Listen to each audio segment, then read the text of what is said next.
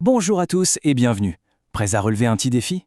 Aujourd'hui, on va mettre nos connaissances sur le système digestif à rude épreuve avec une sorte de quiz interactif. Accrochez-vous, ça va faire chauffer les méninges. Use the subtitles option above in the video settings for better experience. Alors le principe est super simple. Je vais poser une question, on laisse quelques secondes pour que tout le monde puisse y réfléchir, et ensuite, hop, on découvre la bonne réponse avec une petite explication. Allez, on voit ce que ça donne. Notre défi va se dérouler en 4 niveaux, un peu comme dans un jeu. D'abord, niveau 1, un petit tour d'anatomie, histoire de se mettre en jambes. Ensuite, niveau 2, on passe en mode mission microscopique pour explorer les tissus. Après ça, niveau 3, on s'attaque au grand puzzle de la physiologie. Et pour finir, le niveau 4, le boss final, l'épreuve de biochimie. C'est parti! Allez, on se lance. Premier niveau, le tour d'anatomie. C'est le moment de sortir la carte et d'explorer les grandes structures, l'architecture de base de notre incroyable système digestif. On y va? Et voilà la première question. On commence tout au début du parcours, la bouche. Mais attention, la question est précise. Quelles sont les limites de ce qu'on appelle la cavité orale propre? Regardez bien les propositions. Alors, on réfléchit. C'est un peu un piège classique, il ne faut pas confondre la cavité orale propre avec les vestibules, qui est l'espace entre les lèvres et les dents. Allez, encore un instant.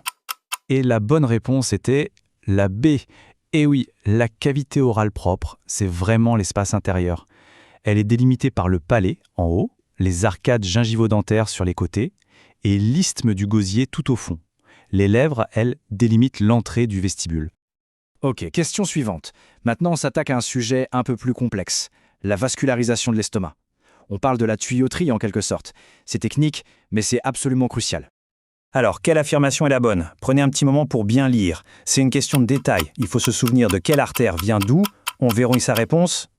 Et la bonne réponse est la C. L'artère gastrique droite est bien une collatérale de l'artère hépatique propre. C'est le genre de détail qui peut sembler anodin, mais qui est fondamental. Par exemple, pour un chirurgien, savoir ça, c'est éviter de sectionner le mauvais vaisseau. Bien joué pour ce premier niveau. On passe maintenant au niveau 2, la mission microscopique. On range la grande carte d'anatomie et on sort le microscope. On va zoomer sur les tissus et les cellules. C'est là que tout se joue. Et c'est une question d'histologie qui nous attend. La voici. Parmi cette liste de cellules, lesquelles ne se trouvent pas dans les glandes fondiques de l'estomac? En gros, il y a une intruse dans la liste. À nous de la trouver. Alors, quelle est cette cellule qui n'a rien à faire là? Un petit conseil, réfléchissez à la fonction de chacune de ces cellules. Où est-ce qu'on les trouve d'habitude dans le système digestif? Et la réponse est la D, les cellules de Paneth, bien sûr. Ces cellules sont les championnes de l'immunité, mais dans l'intestin grêle, pas dans l'estomac. Elles protègent la flore intestinale. L'estomac, avec son acidité, a d'autres mécanismes de défense. C'était donc bien elle, l'intruse. On avance bien. Niveau 3, le puzzle de la physiologie. On a vu les structures, on a vu les cellules. Maintenant, il est temps de comprendre comment tout ça interagit, comment la machine fonctionne en fait. Question suivante, on s'intéresse à la communication cellulaire. Quelle substance est responsable de la stimulation paracrine de la sécrétion d'acide? Le mot paracrine est important, ça veut dire que c'est un signal local qui agit juste à côté de là où il est produit.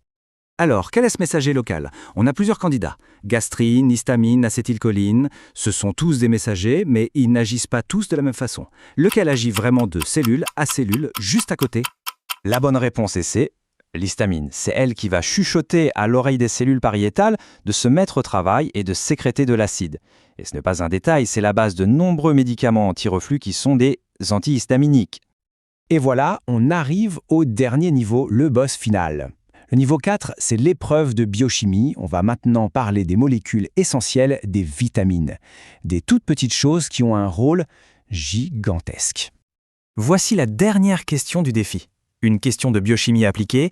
Une carence en vitamine K, ça provoque quoi exactement? C'est une question classique, mais la réponse est vitale, au sens propre du terme. Allez, c'est la dernière ligne droite. On se concentre. Quel est le principal problème quand on manque de vitamine K? Pensez à son rôle le plus connu. Il est très spécifique. Et la réponse était... des hémorragies. Absolument. La vitamine K est indispensable à notre foie pour fabriquer plusieurs facteurs de coagulation. Sans vitamine K, le sang ne coagule plus correctement et le moindre petit saignement peut devenir une hémorragie. Et voilà, défi terminé. Bravo à tous d'avoir joué le jeu. Avant de se quitter, on va faire un petit récapitulatif rapide des points clés qu'on a vus aujourd'hui. Alors, qu'est-ce qu'il faut retenir? Premièrement, l'anatomie, c'est la base. Les structures définissent la fonction Deuxièmement, l'infiniment petit est crucial. Les cellules spécialisées font un travail hyper spécifique. Troisièmement, tout est une question de communication. Des signaux locaux comme l'histamine régulent des processus vitaux. Et enfin, la biochimie nous donne les outils. Sans cofacteurs comme la vitamine K, des fonctions essentielles s'effondrent. Tout est connecté. Et pour finir, une petite question pour la route. Quelle est la connexion la plus fascinante entre la structure d'un organe et sa fonction chimique? C'est cette interaction permanente qui rend le système digestif si passionnant. J'espère en tout cas que ce format vous a plu. Merci d'avoir participé et à bientôt pour une nouvelle exploration.